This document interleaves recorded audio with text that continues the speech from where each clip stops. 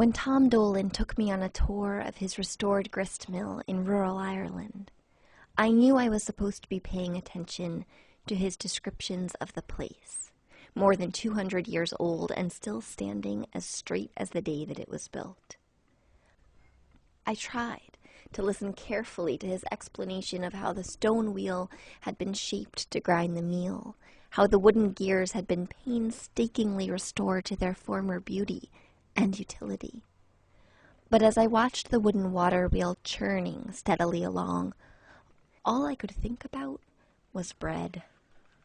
Soda bread. I had been given a slice by Tom and his wife Sandy before our tour, and I could still taste it as we walked around the mill. It's the everydayness of soda bread that I find so appealing. The simplicity, the familiarity, the comfort. But for me, soda bread is hardly an everyday affair. And in fact, in our house growing up, it was a one-day-a-year type of bread. Let me explain. I grew up wearing green sweaters to school on St. Patrick's Day.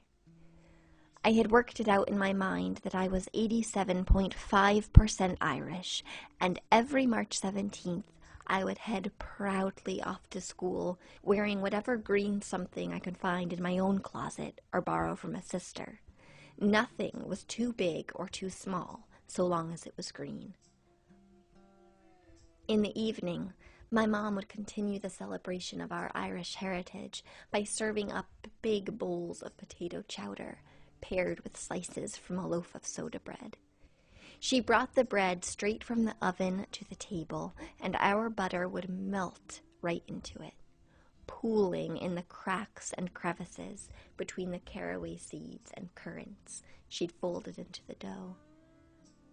It was the only time during the year that my family ate soda bread, and since moving out of my parents' home, I haven't had my yearly loaf.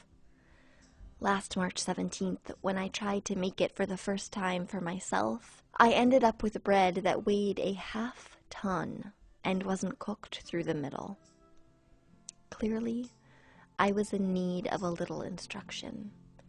And so while the millstones in Belmont whirred, I was busy thinking of a way to track down a proper soda bread recipe, something that would come out as warm and delicious as the one I remembered. But more than recreating the bread of my youth, I was after something else, and I hesitate to use the word, but I suppose what I wanted more than anything was to find the real thing.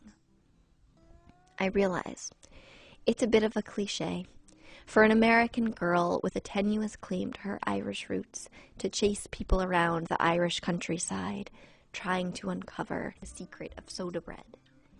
But as long as I was here, I thought I should have a go at it. I started my quest with a morning baking session with my friend Fiona.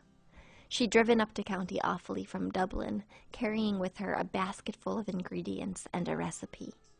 And right away, she set me straight. I wouldn't be finding just one soda bread recipe.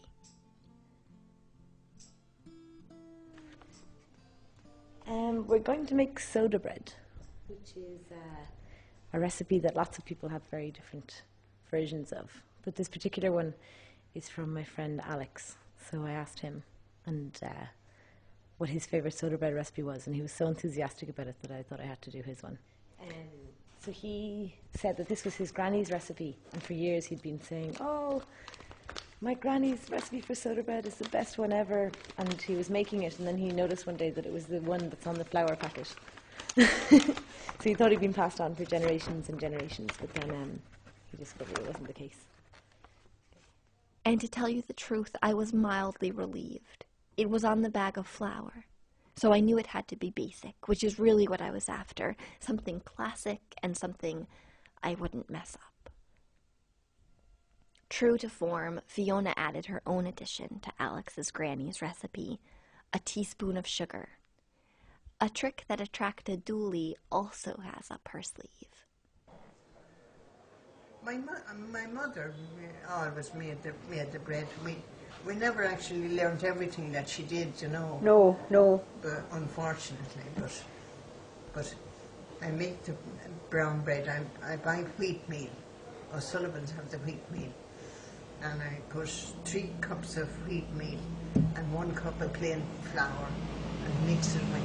I put a flat teaspoonful of bread soda, and a teaspoonful of sugar. And nobody around here puts sugar in it, but I put the sugar in it, and a pinch of salt. And sometimes I can put a little square of margarine, about half an ounce, and it makes it nice and soft. And I mix all that with 3/4 of a pint of Buttermilk. Buttermilk. Yeah. That's, yeah. you know, what you get from churning, sour milk. You get it from the creameries now, don't you? And I have to cook it in a tin because it's an electric cooker. Long ago, as I said, they'd cook it on the flat. But I cook it for 3/4 of an hour or so, and that's my brown bread. Let me pause here just for a moment. I was confused for the better part of the week. Brown bread? It's brown, made in part with what Americans call whole wheat flour. Soda bread? It's made to rise with bicarbonate of soda, what we call baking soda in the U.S. And their relation? Well, soda bread is a brown bread, unless it's made with white flour, in which case it isn't. Okay, so I'm dealing with the most simple ingredients. White flour, wheat flour, a teaspoon of baking soda, and buttermilk. The addition of a little margarine or sugar if I'm really feeling daring. What possibly could I have been doing wrong? As it turns out, it's not the ingredients that matter so much as the way they're mixed. So the best trick I ever heard for making soda bread is that you have to mix it with your hand in a claw shape. So you hook your hand into a claw and you just start to move all the dry ingredients into the middle.